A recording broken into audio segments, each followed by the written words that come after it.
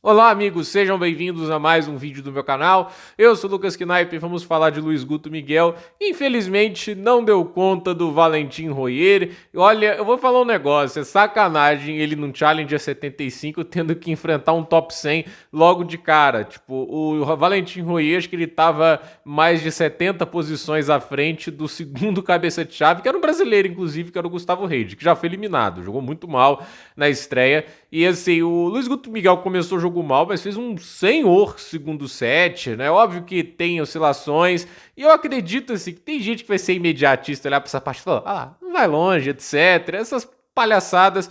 Sendo que ele é um atleta muito jovem ainda, ele ainda não tá, tipo assim, totalmente desenvolvido. Esse é o momento, assim, que é complicado você fazer a transição pro profissional.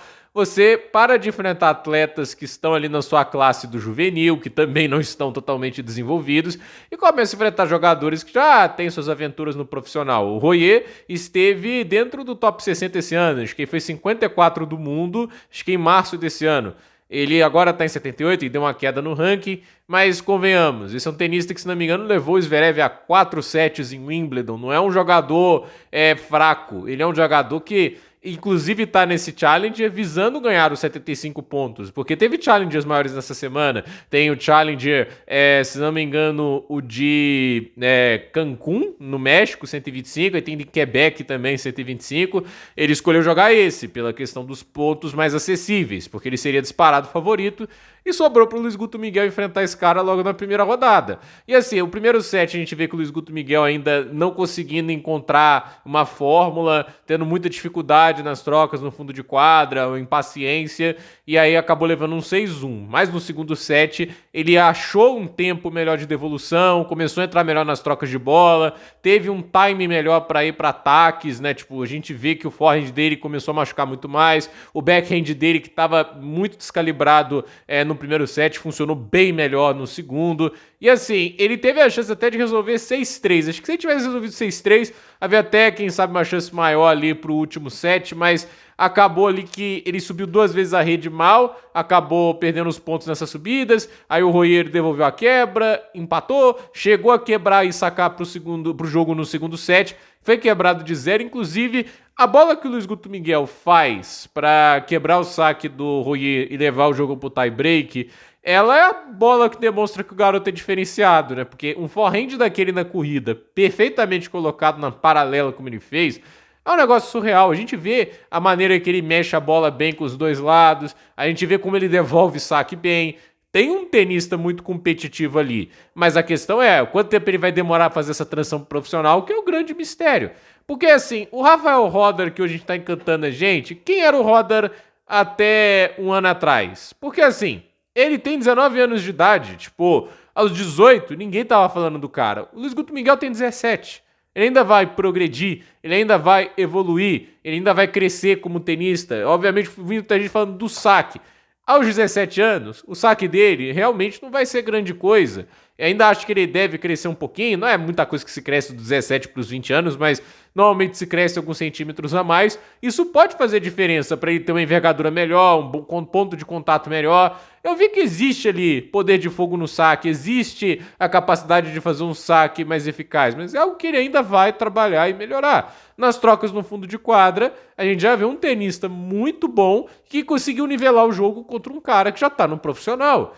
Assim, o Challenger não necessariamente, profissional nível ATP, quando eu digo, porque assim, ele tá fazendo um jogo desse contra um cara que certamente vai estar no US Open, tá na lista de entrada provavelmente. Então, o Luiz Guto Miguel, ele, ao meu ver, teve um segundo set que ele mostra que, assim, tem elementos no jogo dele que já estão no nível muito alto, já, quem sabe, para colocá-lo no profissional em algum momento. Mas ainda, obviamente, falta essa questão do saque, a tomada de decisão, principalmente indo para a rede, né? Assim, eu não acho errado ele tentar ir para a rede, mas a questão tem que ter o timing correto, porque se você vai numa bola para subir a rede e o adversário está bem posicionado para contra-atacar, a chance de levar uma passada é muito grande.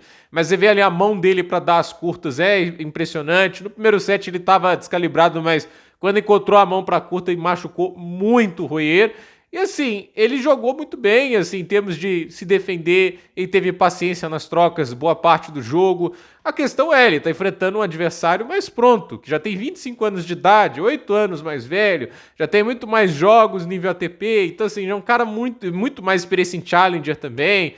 Então assim, a experiência faz diferença nessa hora. E, obviamente, o jogo não era fácil. A gente já falou aqui no chaveamento, o pior jogo possível no torneio. Todos os outros jogos seriam melhores para o Luiz Guto Miguel. E ele vai jogar esse torneio de novo semana que vem. Espero que o Royer, dessa vez, vai lá jogar o Winston Salem, vai jogar outro torneio. Para de encher o saco aí dos tenistas mais jovens, que eles estão querendo subir no ranking. Eu não sei o que o Royer vai fazer. Talvez ele se preserve pensando no US Open. Não dá para saber. Mas, olhando para o jogo, o Luiz Guto Miguel, eu acho que, assim, ele tira um pouco de aprendizado, no sentido de que já enfrenta um jogador mais pronto do que se encontra em média nos Challengers. E, obviamente, ele mostra que tem elementos no jogo dele que estão muito bons e tem elementos que precisam evolução. Paciência. O Alcaraz demorou para virar o tenista pronto, né? A gente sabe disso, né? Não é comparado, por exemplo, ele não era pronto aos 17, aos 18 anos, em alguns momentos, quando ele enfrentava um figurão, ele estava apanhando. Isso era normal, tipo, ele não ia chegar tão jovem e já ia destruir todo mundo. É uma anomalia que aos 19 anos o cara ter se tornado o número 1, né? E aconteceu muito porque o Djokovic não estava necessariamente jogando todos os torneios, né? Porque ele estava aí na época lá da pandemia, ele já sabe um pouco da história. Mas a questão que eu coloco é, o Sinner demorou para virar o tenista que ele é hoje. Ele não fez isso aos 19, não fez aos 20, não fez aos 21, foi 22, 23 que começou a vir isso. O Roder, ele tá fazendo aos 19 essa temporada impressionante, mas também não é normal, entende? Ele tá quase no top 10 nessa idade. O Mensik, que é muito jovem, ainda não furou a barreira do top 10. E assim, ele tá muito acima da média. Então, a gente tem que ter calma. Se o Luiz Guto Miguel vai virar um cara nível Alcaraz, etc., isso a gente não sabe. Mas ele tem talento pra tá lá. E, tipo, a potencial pra tá lá ele tem. Tudo depende de como ele aprende com os erros, como ele lapida e cresce o jogo dele. Entendi atrair. E eu gosto que ele tem um espírito competitivo. Que quando ele entra em quadra, ele quer ganhar, ele tá motivado pra jogar e ganhar. A gente vê esse espírito nele, essa fome de vitória.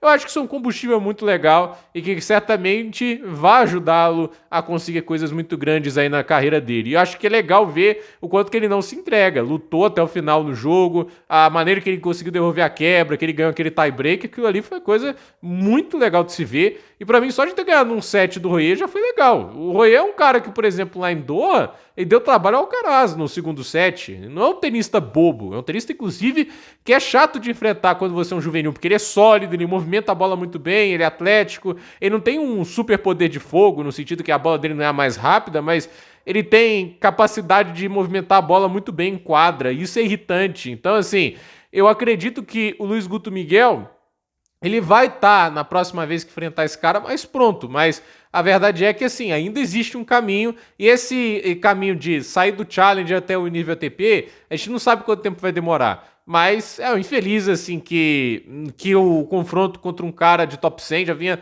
logo nesse início de tentativa de fazer essa subida de ranking para o profissional. Mas é aquele negócio, paciência, com o seu tempo as coisas vão vir, e eu acho que ele é um talento brilhante aí que a gente vai comemorar muito ainda as vitórias dele. Então, a ver o que Luiz Guto Miguel faz agora nas duplas no Challenger de Kingston, e obviamente na semana que vem onde ele joga mais um Challenger. Então, gente, por esse vídeo é isso. Dúvida nos comentários, deixe seu like, se inscreva no canal, compartilhe esse vídeo. Até o próximo vídeo.